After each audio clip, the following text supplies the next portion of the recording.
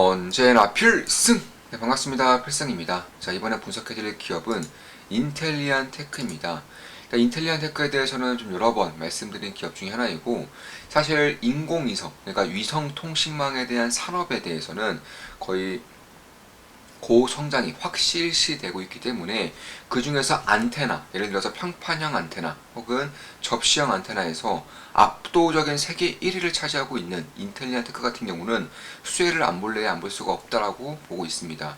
물론 스타링크 같은 경우는, 스페이스X의 스타링크 같은 경우는 자체적으로 안테나를 개발하고 제작하고 있지만 그 외의 기업들, 뭐 원앱부터 시작해서 SES, 텔레셋, 그리고 이제는 진출이 가시화되고 있는 아마존까지 결국 이 안테나 쪽에서는 외주를 줘야 될 수밖에 없는 상황이고요. 실제로 외주를 줄 것이라고 밝히고 있기 때문에 그 중에서 1등을 차지하고 있는 인텔리안 테크가 가장 큰 수혜를 볼 수 있을 것이며, 아마 올해 4분기부터는 아마존향 매출이 서서히 찍힐 것으로 예상되고 있고요. 내년부터는 본격화될 것으로 예상되고 있기 때문에 결국 지금에서는 인텔리안 테크에 관심을 가져야 되지 않을까 이렇게 보고 있습니다.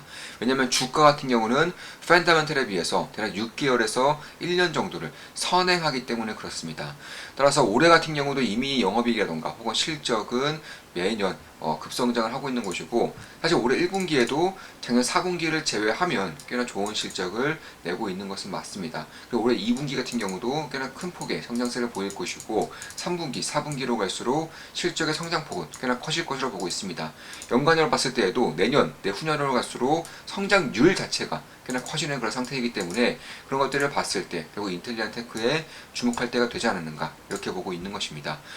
스타링크 제외하고서는, 스타링크는 스페이스 X와 호환되는 제품만을 만들기 때문에 다른 곳에 수출을 한다거나 그럴 가능성이 몇 년간, 향후 몇 년간은 거의 제로에 가깝다는 점, 무엇보다 스타링크를 제외한 원앱, SES, 텔레셋 혹은 아마존까지 인텔리안 테크의 제품을 쓸 가능성이 상당히 높다라는 점. 왜냐하면 이 경쟁자 자체가 딱히 없어요. 예를 들어서 뭐 한화 정도가 있는 것인데, 한화도 다른 쪽으로 방향을 틀었고요. 그 외에는 다른 뭐 스타트업 기업들, 이런 기업들은 제품조차 나오고 있지 않습니다. 그래서 그런 것들을 봤을 때 거의 독점적인 위치를 차지하고 있다 이렇게 보고 있는 것이고, 특히 이제 위성통신망 같은 경우는 제가 텔레그램방에서 꾸준하게 말씀드리고 있지만 사실 6G부터 쓰일 것이 예상이 많아요. 그러니까 위성통신망이라고 한다면 굉장히 저지연, 그리고 굉장히 빠르게 뭐 자율주행이라던가 혹은 UAM이라던가 스마트 팩토리, 보안, 이런 쪽에서 거의 특장점을 가지고 있기 때문에 6G부터, 그러니까 자율주행 시장이 활발히 진행될 때부터 혹은 AI 시대가 본격적으로 도래할 때부터 쓸 것이 예상이 많은데, 제 생각은 달라요. 사실상 전 세계적으로 40% 정도가 인터넷이 안 되는 공간입니다. 모바일이 아니라 인터넷이 안 돼요. 전 세계 40% 인터넷이 안 되는 곳이고, 대표적으로 뭐 광업지역, 뭐 광산지 혹은 배 위라던가 혹은 하늘 위 혹은 신흥국들, 이런 쪽에서도 인터넷이 안 되는 경우가 꽤나 많습니다. 그중에 대표적으로 인도 같은 경우도 사실 인터넷 보급률이 40%예요. 스마트폰 보급률도 아니고 인터넷 보급률이 40%입니다. 남은 60%가 인터넷 보급이 안 된다는 것이고, 결국 이런 것들을 우리나라처럼 기지국을 곳곳에 깔아서 하기에는 5G라는 것 자체가 굉장히 큰 비용이 될 수밖에 없기 때문에 이미 우리나라에서 겪고 있죠. 그런 것들을 봤을 때는 5G부터 당장의 인공위성 통신망이 설치될 가능성이 꽤 높다. 왜냐하면 인공위성 통신망, 위성 통신망 같은 경우는 로켓을 띄운 뒤에 그냥 안테나만 곳곳에 심어두면 되기 때문에, 기지국이 아니라 안테나만, 통신망이 아니라 안테나만 심으면 된다는 점에서 비용적인 측면에서도, 그리고 효율적인 측면에서도 훨씬 더 뛰어난 부분이 있을 수 있다. 따라서 저는 당장 올해부터, 늦어도 내년부터는 본격적인 실적 성장에 들어갈 것이라고 예상을 하고 있습니다. 특히 안테나 같은 경우도 보기에는 좀 허접하죠. 그냥 우리가 쉽게 생각하는 접시형 안테나 같은 경우는 예전에 우리가 집집마다 설치했었던 스카이라이프, 이 정도와 비교해 볼 수 있는데, 사실 그것과는 비교가 안 돼요. 일단 스카이라이프 같은 경우는 지금의 인텔리안 테크가 생산하고 있고 개발하고 있는 안테나와 다른 것이, 첫 번째로 건물에 설치되었습니다. 건물의 특징이 뭐죠? 부동산이죠. 움직이지 않습니다. 그런데 이런 인텔리안 테크가 하고 있는 그런 것들을 대표적으로 배 위에서, 배를 뭐 쉴 새 없이 뭐 왔다 갔다 하고 이런 식으로 파도에 출렁출렁 거리죠. 이런 상태에서도 인터넷망이 끊기지 않는다라는 그런 장점을 이 안테나가 가지고 있는 거예요. 뭐 하늘 위에서도 마찬가지고, 특히 뭐 자동차라던가 모빌리티, UAM은 말할 것도 없겠죠. 특히 이제 저궤도 위성 같은 경우는 굉장히 빠르게 움직이죠. 이 빠르게 움직이는 것을 안테나가 죄다 커버를 하다가 이제 이쪽 벗어났을 때, 딱 통신망에 벗어났을 때 다른 안테나가 곧바로 받아서 이제 또 통신을 해야 되기 때문에 이런 기술력이 사실상 전 세계적으로 아직까지는 스페이스 X 외에는 인텔리아 테크밖에 없다. 따라서 아마존 같은 경우도 올해 4분기쯤에 시제품을 받을 것이고 내년부터는 본격적인 성장이 예상이 되고 있는 만큼 그런 부분에 대해서는 꽤나 관심을 가지고 지켜볼 필요가 있겠다. 특히 작년 2분기, 작년 4분기, 작년 말에 이미 설비 캐파, 생산 캐파를 두 배까지 증가를 시켰어요. 특히 그와 더불어서 유상증자 이슈가 거의 이제 끝났죠. 1,000억 원 정도 유상증자 이슈가 있었고 그 중에 대부분을 R&D, 그러니까 R&D라는 것은 지금의 1등, 가지고 있는 1등의 점유율을 놓치지 않겠다는 겁니다. 그 외에는 대부분 또 원재료 매입, 그러니까 재고를 쌓아놓겠다는 거죠. 그만큼 주문이 몰려들고 있다는 것입니다. 그래서 그런 것들을 봤을 때에도 이미 설비에 대한 2배 정도의 캐파 증설이 있었고요. 1,000억 원 정도의 유상증자가 발표됐는데 대부분이 R&D와 그리고 원재료 구입이라는 점. 따라서 지금 가지고 있는 1등에 대한 점유율과 그리고 앞으로도 주문이 쌓일 것을 대비해서 혹은 주문이 이미 쌓이고 있는 것을 대비해서 원재료 매입까지 하고 있다는 것 자체가 실적에 대한 성장성에 대해서는 꽤나 좀 관심을 가지고 지켜볼 필요가 있지 않겠는가, 개인적으로는 그렇게 보고 있습니다. 특히 이제 평판형 같은 경우도 이런 접시형에 비해서도 역시나 1등의 점유율을 가지고 있는 것이고, 평판형은 뭐 이뻐요. 보시면 이렇게 얇게 가지고 있는 것이고, 이것을 이제 통신망으로 쓰이는 것인데, 사실 접시형 같은 경우는 굉장히 큰 커버리지, 예를 들어서 뭐 마을 단위, 뭐 지역 단위 이렇게 쓸 수 있다면, 평판형 같은 경우는 쉽게 말해서 뭐 UAM이라던가 혹은 모빌리티라던가 혹은 로봇, 스마트 팩토리 이 정도에서 쓸 수 있기 때문에, 그리고 가면 갈수록 6G로 가면 갈수록 평판형에 대한 매출도가 꽤나 증가할 수 있는 것이고, 그에 대해서는 역시나 인텔리안 테크가 R&D 비용이라던가 혹은 점유율 측면에서 여전히 압도적인 1등을 차지하고 있기 때문에 그런 부분에 대해서는 꽤나 좀 기대할 만한 부분이 있겠다, 개인적으로는 그렇게 보고 있습니다. 특히 이제 판가 전이 같은 경우도 뭐 꾸준하게 잘 이루어지고 있는 것도 맞는 것이고, 이미 영국 정부가 대만의 그런 장관과 이미 미팅을 끝냈어요. 이제 대면 미팅을 끝냈고, 사실 중국과의 관계 때문에 대만과의 미팅이 거의 어려웠다는 것을 과거와 비교했을 때는 이제는 그냥 대놓고 하고 있어요. 특히 영국 정부가 가장 이제 협상 자리에서 가져갔던 기업이 원앱입니다. 원앱을 그냥 대놓고 가져갔어요. 보통 정부에서 세일즈를 할 때에는 산업을 가져가는 경우가 많지, 대부분 그런 프로젝트를 꾸려서 산업 자체를 세일즈하는 경우는 많아도 기업 하나를 꼽아서 세일즈하는 경우는 별로 없어요. 우리나라 정부가 대표적으로 뭐 LG전자를 세일즈한다던가 뭐 현대차를 세일즈한다던가 이런 식의 세일즈를 했다고 생각하시면 될 것 같습니다. 그도 그럴 것이 원앱의 대주주가 영국의 정부입니다.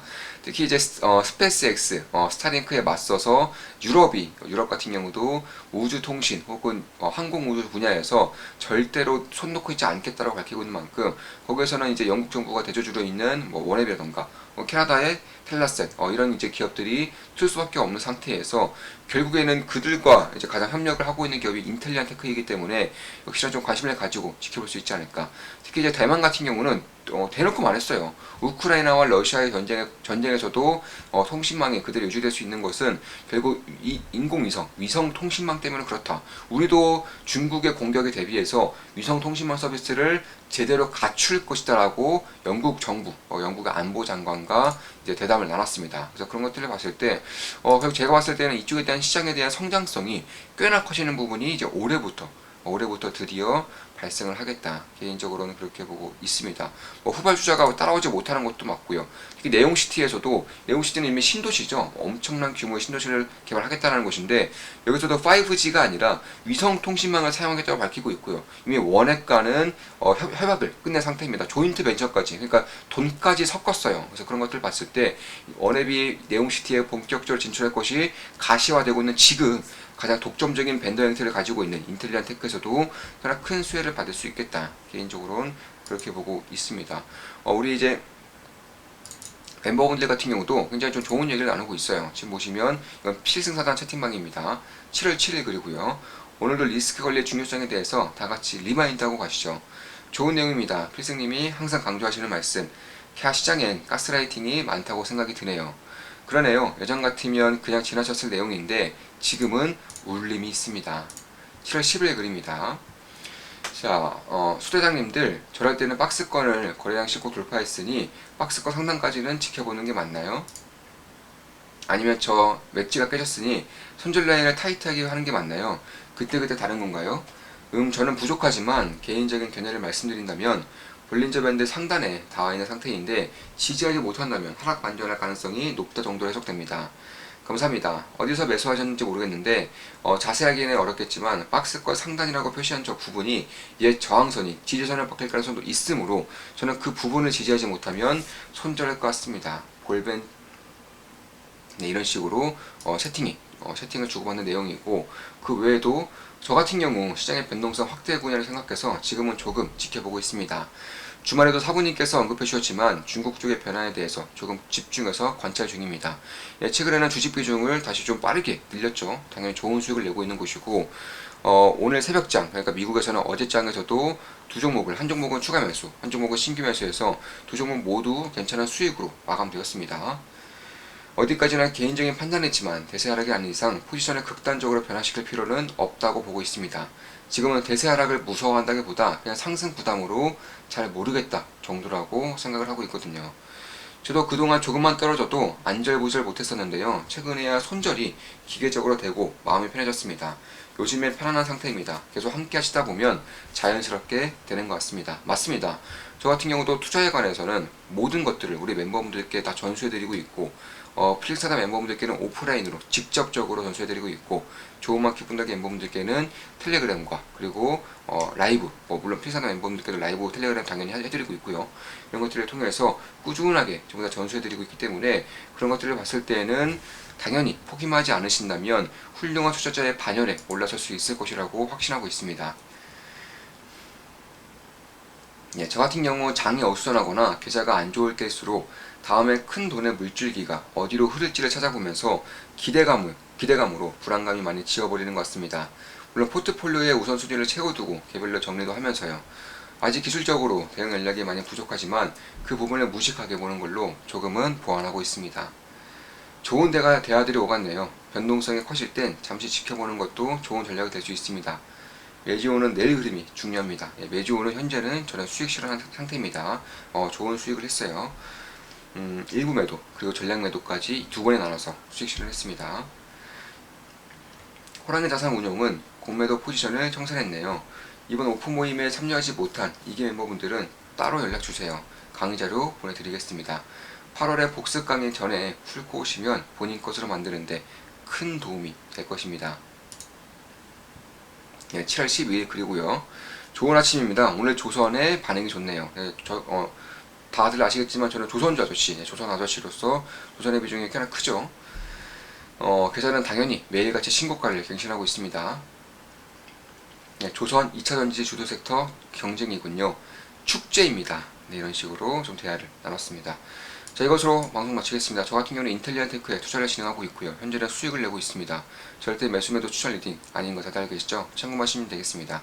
필승 구독, 알림 설정, 좋아요는 돈이 됩니다. 필승!